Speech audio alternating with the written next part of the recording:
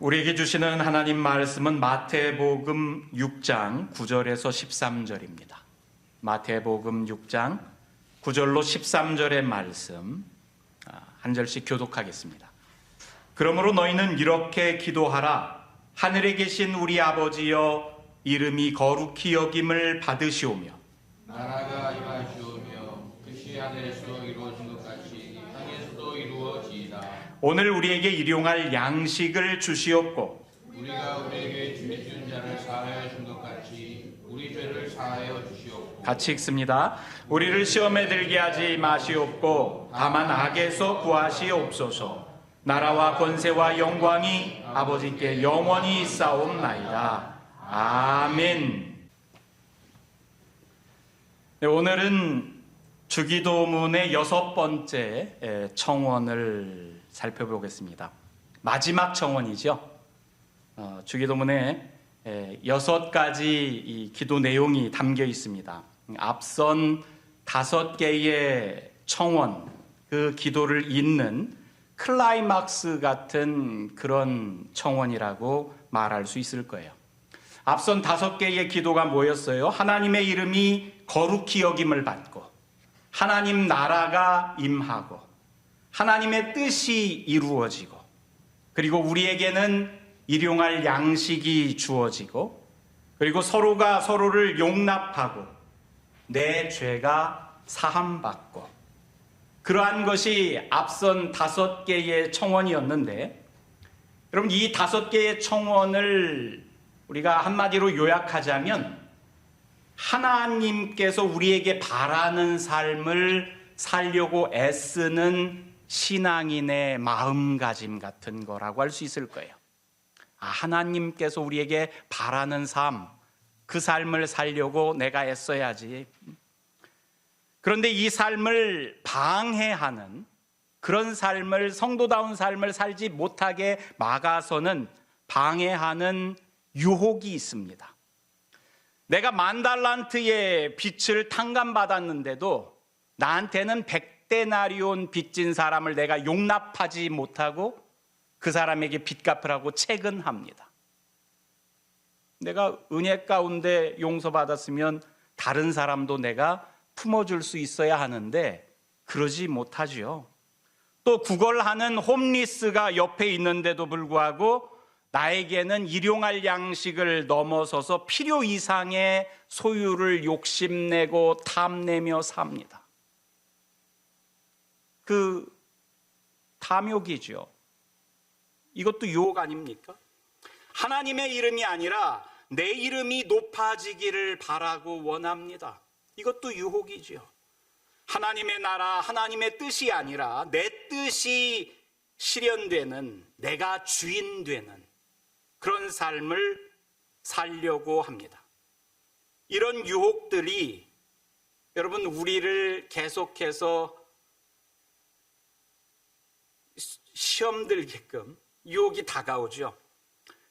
여러분 우리를 시험에 들게 하려는 이런 유혹들로부터 우리가 자유롭기가 쉽지 않습니다.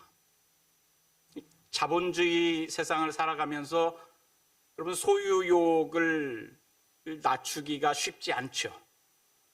다들 출세의 가도를 달리고 바라는데 여러분 거기에 동참하지 않기가 쉽지 않습니다. 여러분 그래서 마지막으로 5개의 앞서 드린 기도를 우리가 이루어 가려면, 그래서 꼭 필요한 기도가 여러분 오늘 우리가 함께 나눌 우리를 시험에 들게 하지 마시옵고 다만 악에서 구하시옵소서입니다. 여러분 이 청원에서 키워드는 시험과 악입니다. 우리를 시험에 들게 하지 마시옵고 하나의 기도가 있고 또 뒤이어서 악에서 구하시옵소서. 여러분 다른 2개의 문장이 있는데 2개의 분리된 청원이 아니라 여러분 같은 바람이 담긴 보다 더 본질을 드러내는 말로 앞선 청원을 반복해서 드린다, 이렇게 생각할 수 있을 것 같아요. 그래서 이제 누가복음에는 우리를 시험에 들게 하지 마시옵소서라는 기도만 있습니다. 주님께서 주기도문을 가르쳐 주신데 악에서 구하시옵소서는 마태복음에만 등장을 합니다. 먼저 우리를 시험에 들게 하지 마시옵고 이것부터 살펴봅시다. 여러분, 당연한 말이지만 우리가 혼동하기 쉽습니다. 혼동하지 마시기 바랍니다. 여러분, 여기서 시험은 우리가 얼마만큼의 성과를 이루었는지, 지금 잘하고 있는지 살펴보기 위한 테스트가 아니지요. 넘어뜨리려는 유혹입니다. 그럼 영어로는 테스트가 아니라 temptation이에요. 그죠? 인생을 넘어뜨리려고 하는 유혹입니다. 이 공동 번역을 보면 우리를 유혹에 빠지지 않게 하시고 악에서 구하소서 이렇게 번역되어 있어요. 여러분, 영어로도 여러분 우리를 이 템테이션에 인도하지 마시고 그렇게 되어 있죠. Do not lead us in temptation. 유혹입니다. 그런데 문장을 보면 자칫 하나님이 우리에게 시험을 주시는 분인가? 이런 의구심을 갖게 만들기도 합니다. 여러분, 사실 우리가 성경을 읽다 보면 유대 전통 가운데 하나님께서 시험장으로 끌고 가는 대목들이 종종 나오지요. 여러분, 욥기에 보면 사단이 이 하나님께 와서, 여러분, 하나님과 사단이 욥에 대한 이야기를 나누잖아요. 그러다가 사단이 제가 하나님께 받은 게 없으면 그러겠습니까? 그래서 욥을 시험해보자고 사단이 제안합니다. 하나님이 그걸 허락해 주죠. 하나님께서 마치 시험을 이렇게 시험 보는 사람, 시험관인 것처럼 내가 그의 소유물을 다 네 손에 맡기노라 그러면서 사단에게 욥을 맡겨버립니다. 다만 그의 몸에는 내 손을 대지 말지니라. 또 여러분, 마태복음에 앞서서 예수님께서 공생애를 시작하기 전에 광야에서 40일간 금식하시지요. 그러면서 마귀에게 시험을 받습니다. 그때 성경은 이렇게 말합니다. 예수께서 성령에게 이끌리어 마귀에게 시험을 받으러 광야로 가사. 예수님이 시험을 받는데 성령에 이끌려 가셨대요. 물론 마귀에게 시험을 받는데, 근데 성령이 이끌고 갔다. 그래서 우리가 성경을 읽다 보면은 자칫 우리를 넘어뜨리시는 분이, 그럼 유혹하시는 분이, 우리를 시험 들게 하시는 분이 하나님 아니야? 그럼 그런 생각을 할 수도 있을 것 같아요. 여러분, 그러나 성경은 분명히 말합니다. 야고보서 말씀입니다. 사람이 시험을 받을 때에 내가 하나님께 시험을 받는다 하지 말지니 하나님은 악에게 시험을 받지도 아니하시고 친히 아무도 시험하지 아니하시느니라. 오직 각 사람이 시험을 받는 것은 자기 욕심에 끌려 미혹됨이니 욕심이 잉태한 즉 죄를 낳고 죄가 장성한 즉 사망을 낳느니라. 내 사랑하는 형제들아, 속지 말라. 여러분, 야고보서를 통해서 뭐라고 이야기를 해요? 사람이 시험 받는 것은 자기 욕심에 끌려 미혹됨이니, 그렇게 이야기를 해요. 하나님이 너를 유혹했다고? 하나님이 시험했다고? 아니야. 너 자신이 그런 거지. 너 자신이. 여러분, 구약 성경에 보면 우리 이 개신교회 정경 가운데는 포함되어 있지 않습니다만은 가톨릭 교회의 성경에는 외경으로 이게 포함되어 있지요. 이 외경 가운데 시락의 아들이 쓴 집회서라는 책이 있습니다. 영어로는 영어가 아니라 유대말로 히브리 말로 벤시라 그러는데 그 시락의 아들이라는 말이에요. 책 이름이 그래요. 이 시락의 아들이 쓴 책인데 이 한국말로는 집회서라고 부릅니다.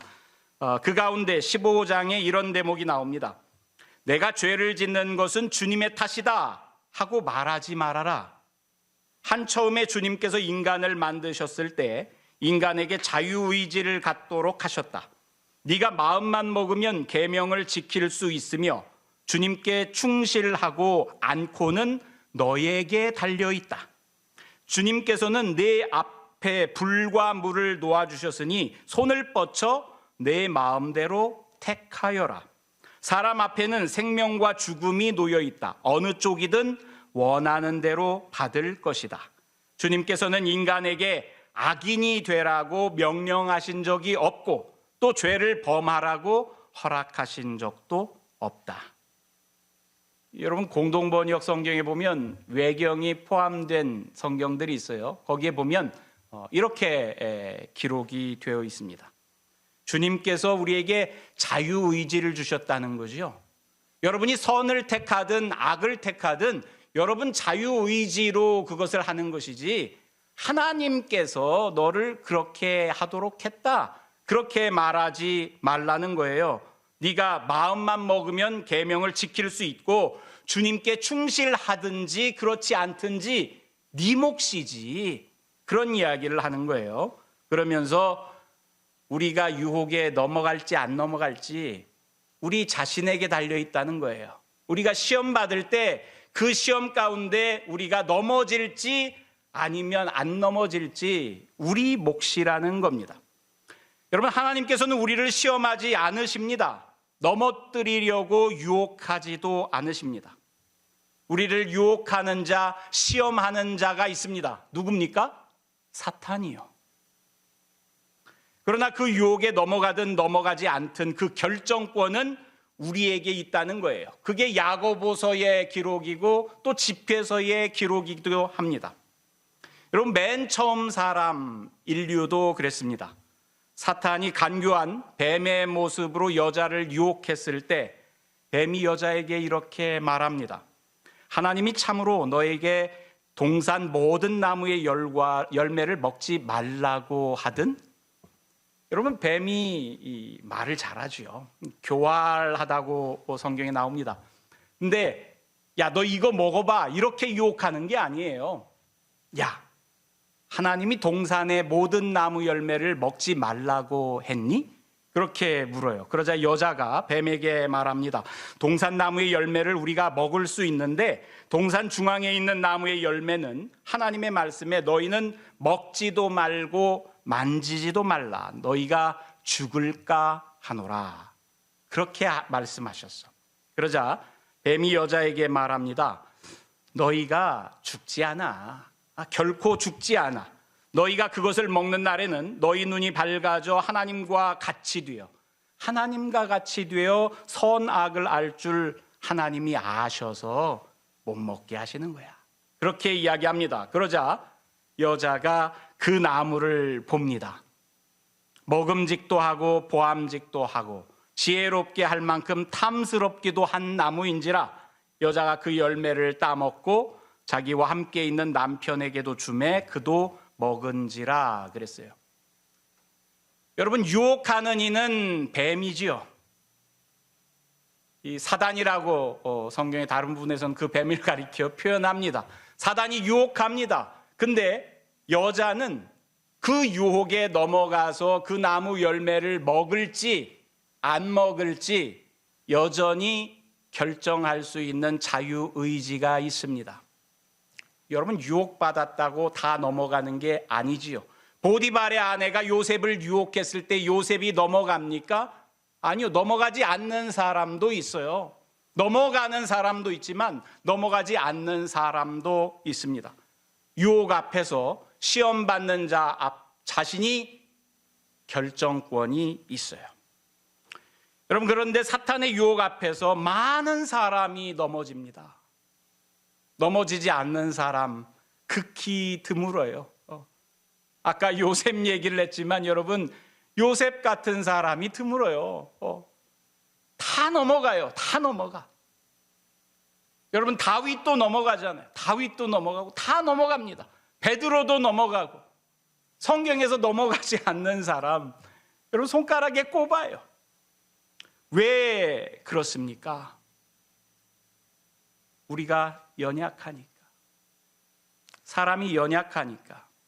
여러분, 우리가 예배 시간에 많이 불러온 찬양이지요. 주는 완전합니다. 주는 완전합니다. 이 찬양 제목이에요.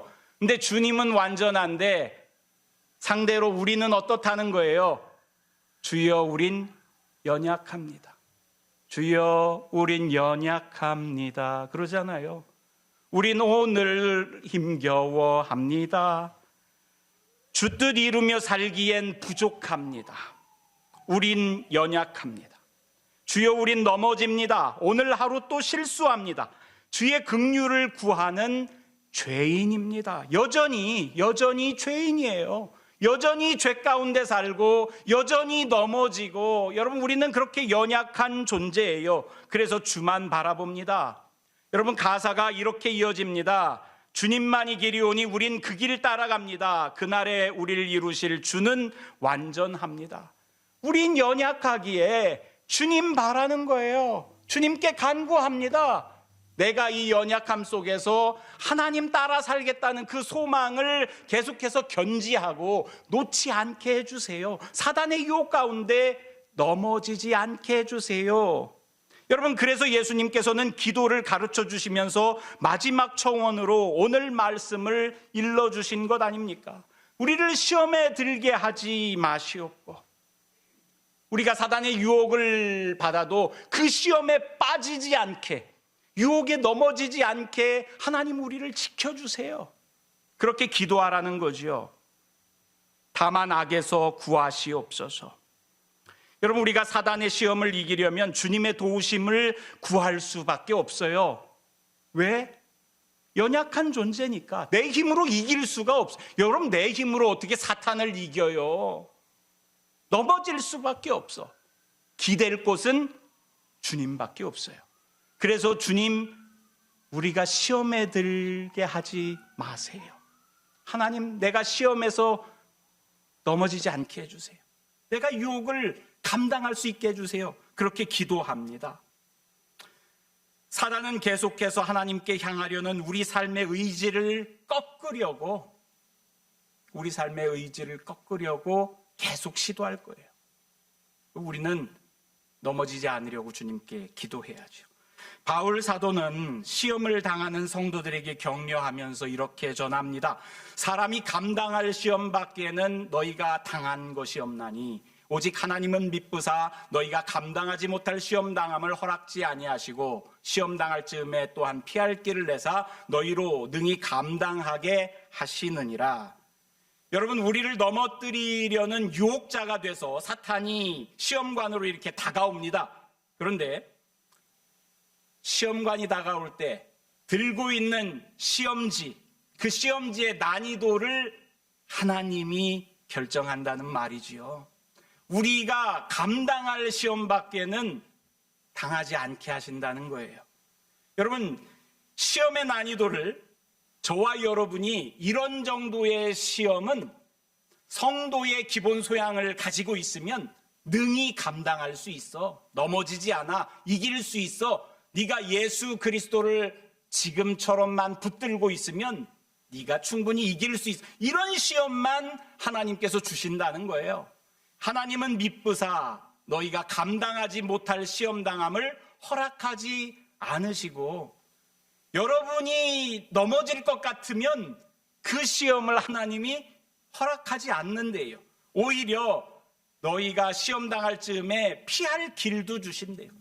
이 감당하기 어려울 것 같아. 그러면은 야, 그 시험 내가 너 피하게 해줄게. 하나님이 그렇게 해주신다는 거죠. 그래서 시험을 만날 때마다 유혹이 있어도 우리로 능히 감당하게 하신다.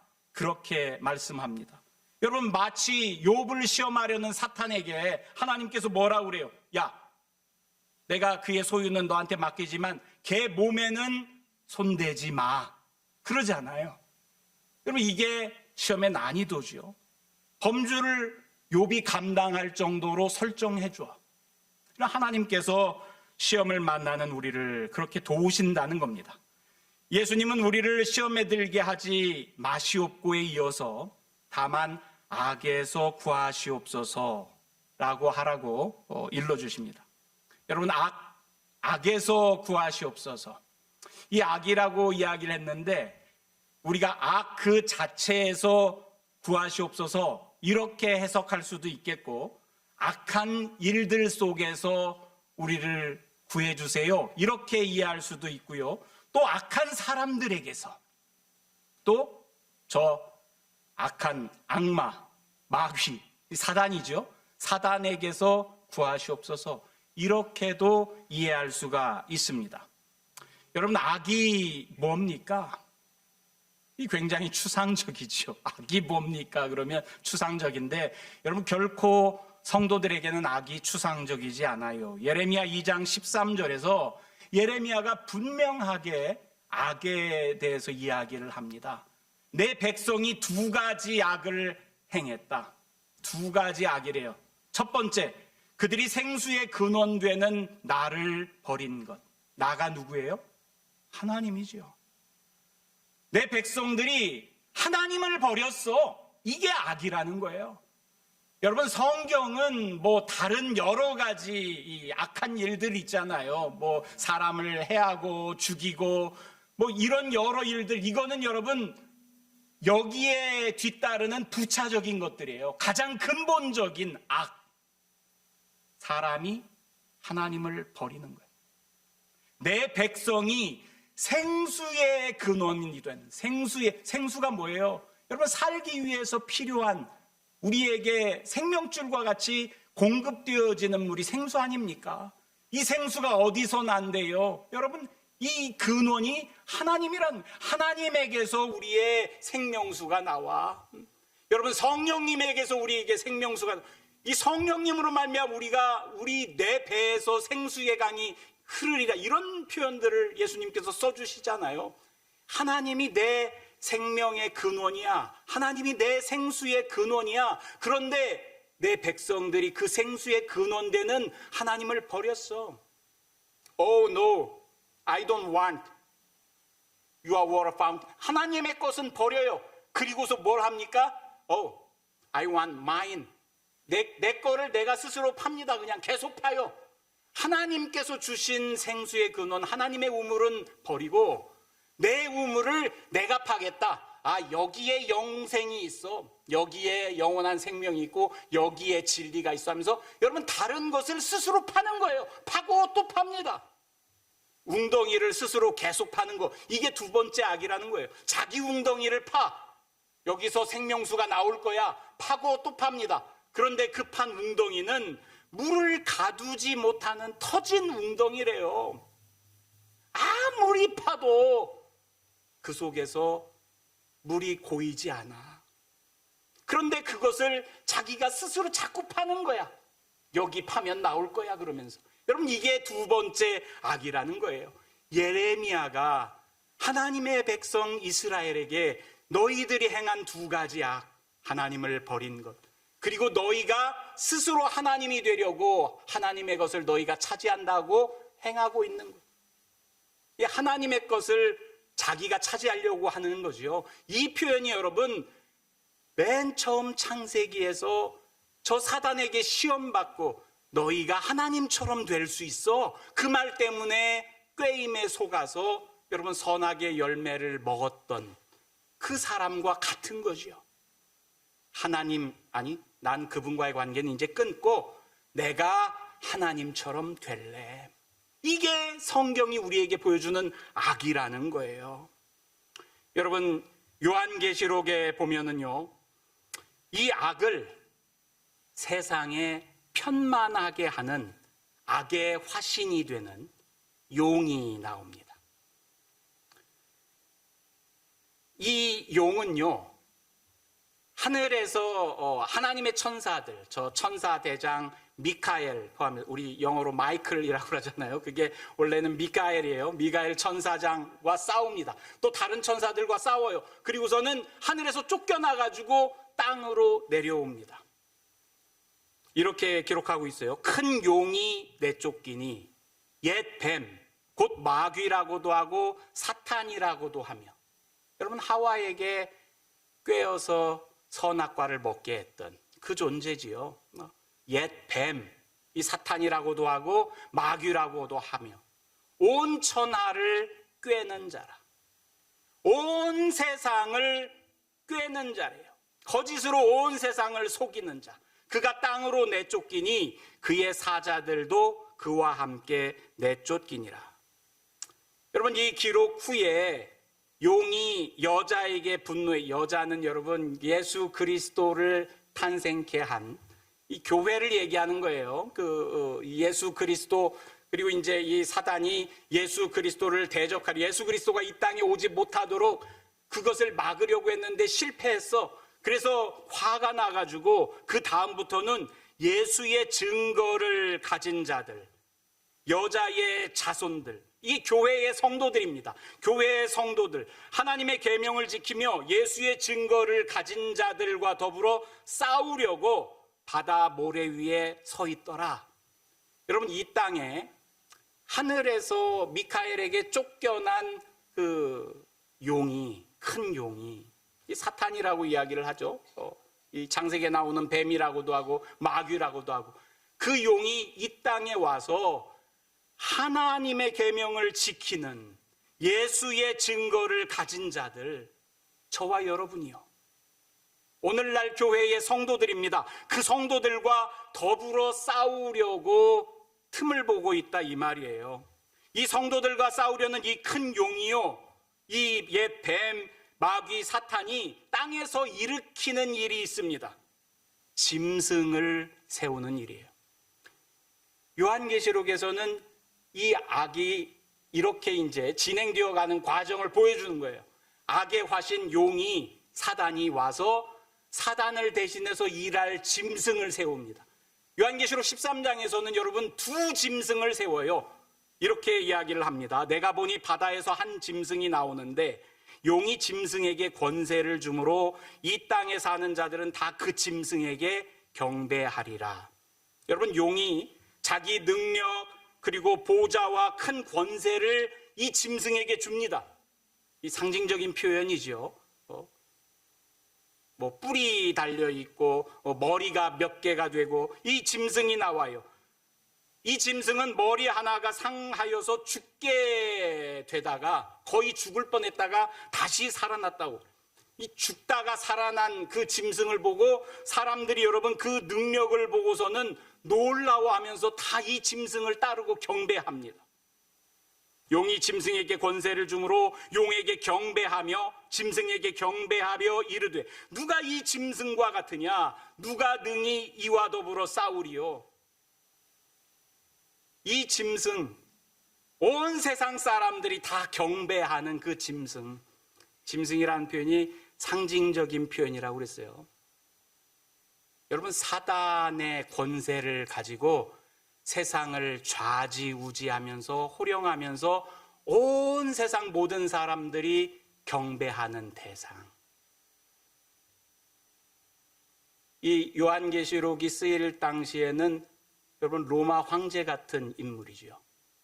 또 두 번째 짐승 얘기를 합니다. 내가 보매 또 다른 짐승이 땅에서 올라오니 땅에 거하는 자들을 미혹하며 그가 모든 자에게 그 오른손에나 이마에 표를 받게 하고. 이 두 번째 올라오는 짐승은요, 이 사탄이 세운 두 번째 짐승은 어린 양 같대요. 마치 우리 이 예수님을 연상, 어린 양은 여러분 요한계시록에서 예수님에 대한 표현이에요. 어린 양 같고 용처럼 말을 한대. 용처럼 말하는 게 여러분 말을 잘한다는 이야기예요. 사단처럼. 맨 처음 하와를 꿰어낼 때 했던 그 말하는 솜씨를 가지고 있다는 거죠. 말을 잘해서 이 두 번째 짐승은 막 우상들을 세우는데 자기가 세운 우상들도 말을 하게끔 만드는 능력을 가지고 있어요.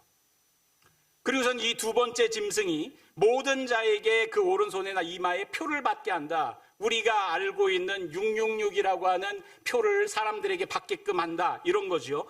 누구든지 이 표를 가진 자 외에는 매매를 못하게 하니 이 표는 곧 짐승의 이름이나 그 이름의 수라. 지혜가 여기 있으니 총명한 자는 그 짐승의 수를 세어봐라. 그것은 사람의 수니 그의 수는 666이니라. 여러분, 사탄이 세운 짐승의 이름을 숫자로 표현하니까 666이라는 거예요.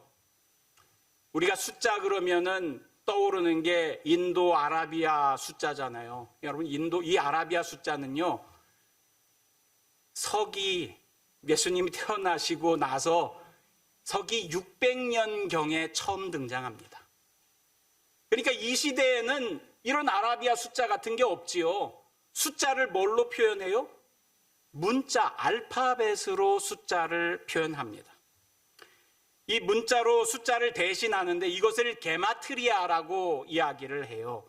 이 히브리어에도요, 이 각 글자 알파벳마다 숫자를 대신해요. 그래서 뭐 A, B, C, D 이런 식으로 알렛, 벳, 깃멜, 달렛 하는데 이 알렛부터 시작해서 1, 이건 2, 이건 3 이렇게 숫자를 정해서 가리켜요. 이걸로 숫자를 대신 사용했던 거예요. 예수님 당시의 사람들이.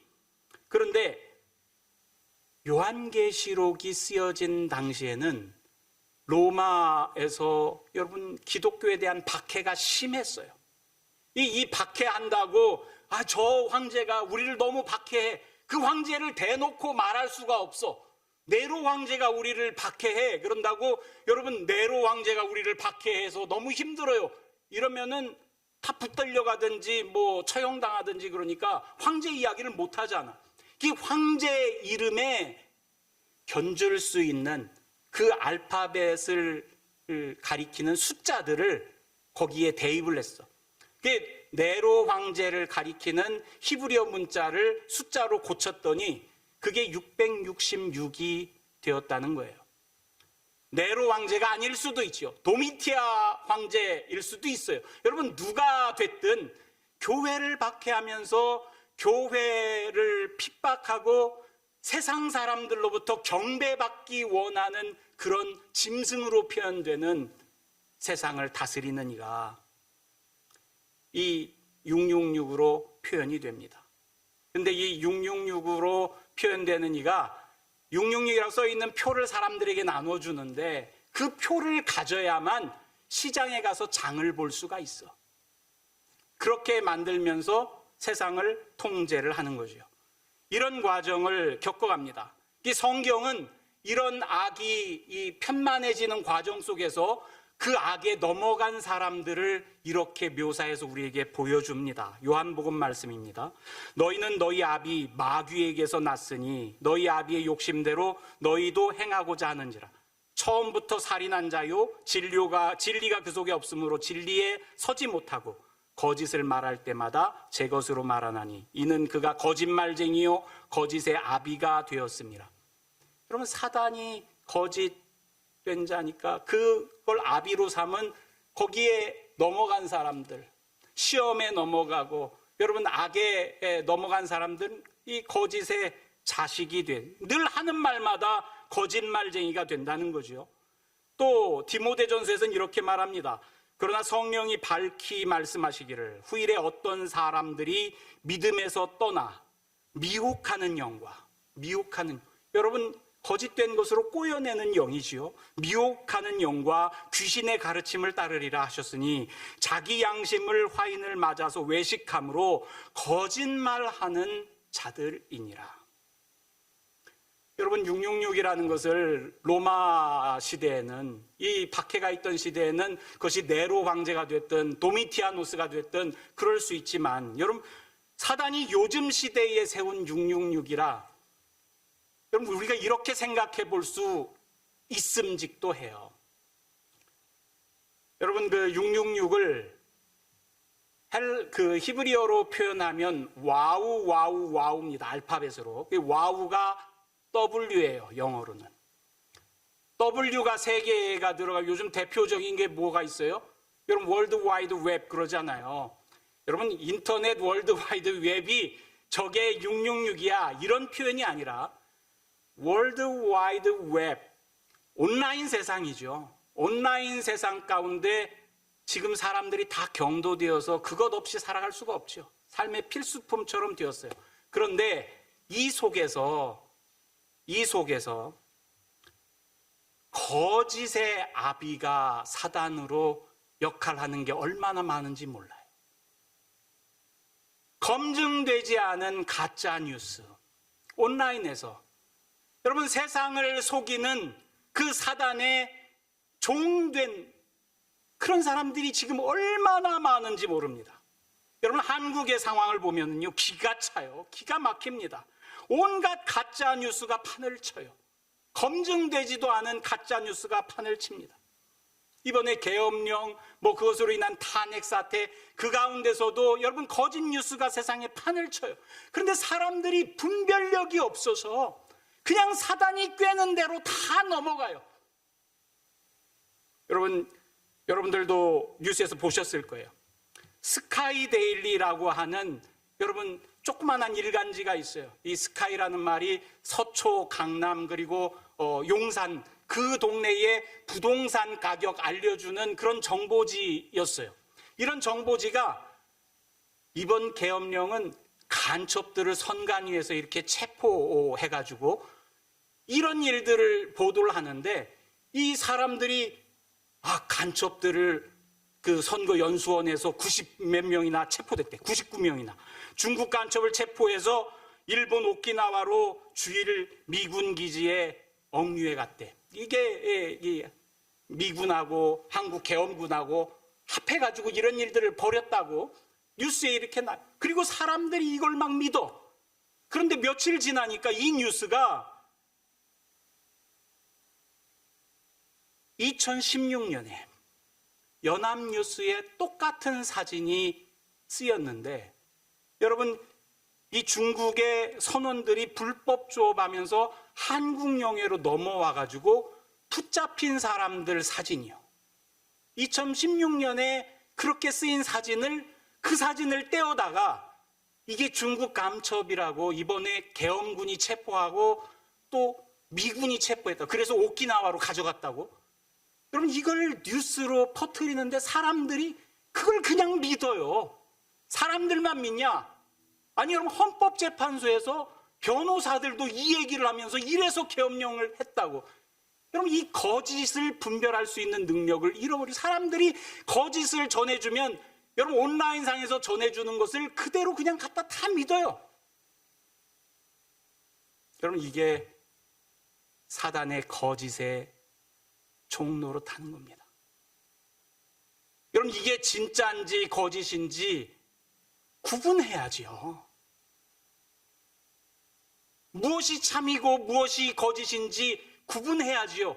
여러분 이것을 분별력 없이 그냥 받아들여서 아니 이렇게 해서 우리 대통령이 계엄을 내렸는데 여러분 법원도 쳐들어가라고 시킨 사람도 목사고 행동대장 같은 사람은 전도사고. 여러분 아주 교회가 사단의 짐승의 종 노릇하느냐고 지금 다 망가져가요. 여러분 악에서 우리를 구원해 주시옵소서 하는 기도가 교회에서 가장 먼저 필요한 시점이 되었어요. 여러분 가짜 뉴스뿐입니까? 여러분 666으로 사용되는 것이 우리 바코드가 여러분 그 기준이 666이라고는 선으로 구성되어 있어요. 바코드가 뭐예요? 모든 물질에 이 바코드가 찍혀져 있어요. 이거 찍으면 이게 얼마짜리야? 생산지가 어디야? 여러분 그 물건에 대한 정보가 다 나오지요. 그 바코드가 나쁘다는 이야기가 아니요. 이것이 상징하는 바 사람들이 여러분 예전에는 그 짐승에게 절을 했지만 요즘에는 여러분 물질에 절을 합니다. 물질이 풍요로워진다고 하면 다 거기 가서 경배하지요. 경제가 흥왕된다고 하면 다 거기 가서 경배합니다. 새로운 신이 됐어요. 하나님이 아니라 경제 그러면 무조건 가서 절해요. 여러분 이 두 가지가 오늘날의 사단이라면 전략적으로 세워가는 두 짐승이 될 수 있겠다 하는 이야기를 하는 거예요. 여러분 마지막 주님이 가르쳐 주신 기도, 우리를 시험에 들게 하지 마시옵고 다만 악에서 구하시옵소서. 여러분 이 기도가 우리에게 꼭 필요해요. 안 그러고는 우리가 사단에게 여러분 이길 수가 없어요. 맞설 수가 없어요. 다 넘어집니다. 다 넘어져. 우리가 몇 차례에 걸쳐서 주기도문의 기도들을, 청원 내용들을 살펴봤습니다. 여러분 하나님의 나라를 구하고 그분의 이름이 거룩히 여김을 바라고 그분의 뜻을 구하고 그분이 주시는 양식을 구하고 또 그분의 용서함을 받으며 우리도 용서하기를 원하는 그런 기도, 이 기도를 감당해내려면 우리가 시험에서 이겨야 합니다. 악에서 빠지지 않고 건짐받아야 합니다. 여러분, 주기도문의 앞선 기도들이 이루어지지 못하는 상황이 악이요, 주기도문의 앞선 기도들을 이루어가려고 애쓰는 것이 시험을 이기는 성도의 모습인 줄로 믿습니다. 기도합니다. 하나님, 우리는 연약합니다. 연약해서 우리를 시험하는 사단의 괴계에 맞서 능히 감당하고 이기지 못합니다. 쉽게 넘어집니다. 사단이 이끄는 대로 이리저리 휩쓸립니다. 거짓의 아비를 쫓아서 우리 자신도 거짓된 삶을 영위해 가기가 쉽습니다. 세상의 물질 풍조에 만연되어서 그것에 젖어서 허우적됩니다. 하나님, 우리를 이러한 시험에서 우리를 건져 주시옵소서. 악으로부터 우리를 건져 주시옵소서. 사단 마귀 악한 영으로부터 우리를 지켜주시고 우리를 건져 주시어서 하나님의 백성된 자의 하나님 원하는 삶을 감당할 수 있는 성도들 되게 하여 주시옵소서. 예수님 이름으로 기도드리옵나이다. 아멘. 우리 다음